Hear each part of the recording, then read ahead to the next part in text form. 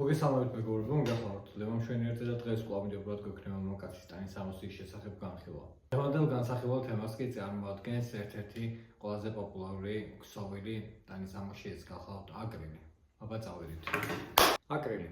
ეს გახლავთ ნავთობის პროდუქტებისგან შექმნილი 100%-იანი სინთეტიკური ბოჭკო, რომელიც შეიქმნა მატყლის ალტერნატივად. შეხებით და ვიზუალითაც ძალიან გავს შალს.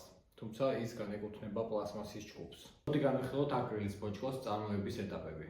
პირველი, ეს გახლავთ პოლიმერიზაცია, როდესაც აკრილო ლიტრის გარდააქცევენ პოლიმერებად, ანუ გრძელ მოლეკულურ ჯაჭვებად. მეორე, ეს გახლავთ ფორმირება, როდესაც მიღებული მასა გადადის სპეციალურ ხრელებიან ფორმებში და შედეგად მიიღება წვრილი ძაფები. მესამე, ეს გახლავთ გამაგრება და გაჭიმა, როდესაც ამ თხელ ძაფებს აშრობენ, ჭიმავენ, რითაც ძაფი იძენს სიმტკიცეს, ელასტიურობას.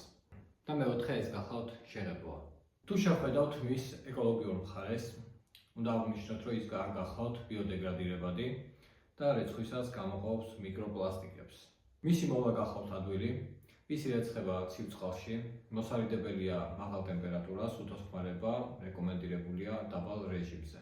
მოდი ახლა განვიხილოთ მისი დადებითი და უარყოფითი მახასიათებლები. ის გახლავთ მსუბუქი, რბილი, ასევე გახლავთ იაფი შარდთან შედარებით და კარგად ინარჩუნებს ფერს. ხოლო რაც შეეხება უარყოფით მახასიათებელს, ის არ სუნთქავს, სითბოს ვერ იტანს და მარტივად ელექტროლიზს.